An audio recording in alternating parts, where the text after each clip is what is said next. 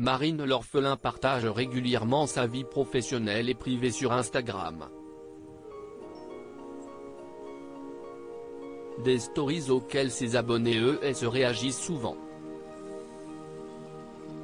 Mais Miss France 2013 doit parfois faire face à des messages dont elle se passerait bien. Comme celui qu'elle a reçu ce lundi 23 janvier 2023, et elle n'a pas tardé à répondre.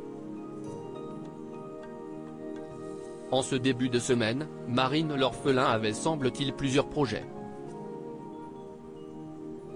Mais ils ont été bouleversés par un petit souci de santé comme elle l'a dévoilé dans une publication éphémère. Vive le canapé. Quand la journée devait être productive, mais que tu es malade. Bah il faut prendre son mal en patience.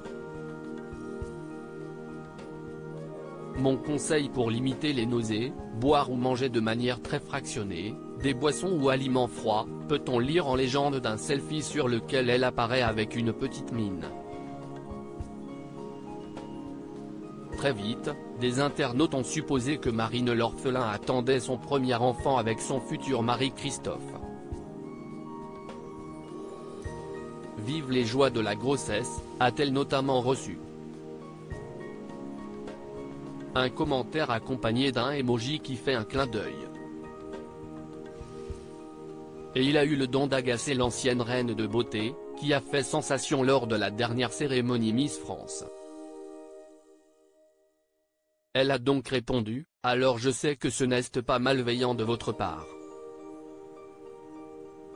Mais comment pouvez-vous toujours poser cette question à une femme en 2022 ? J'ai reçu des dizaines de messages dans ce sens. Doit-on encore et toujours répéter que cette question est inappropriée ?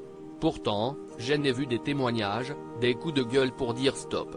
Et oui, il vaut mieux s'abstenir de faire des suppositions, car on ne sait pas ce que vit la personne réellement dans sa vie perso et sa vie de couple. Bref. Nombreuses sont en effet les personnalités à avoir subi la pression du public sur le sujet d'un éventuel bébé. Laurie Tillman par exemple en a déjà parlé à l'époque où elle était encore en couple avec Juan Arbelay. Si je n'ai pas encore d'enfant, si est pour une raison qui m'appartient et je ne vous la dirai pas, avait-elle lancé à une journaliste de Téléstar. Elle en avait également parlé en novembre 2021 dans son podcast Comment tu fais ? On est le 2 juillet. Je poste une photo banale d'une copine et moi, sortie de plage, pour célébrer le début des vacances.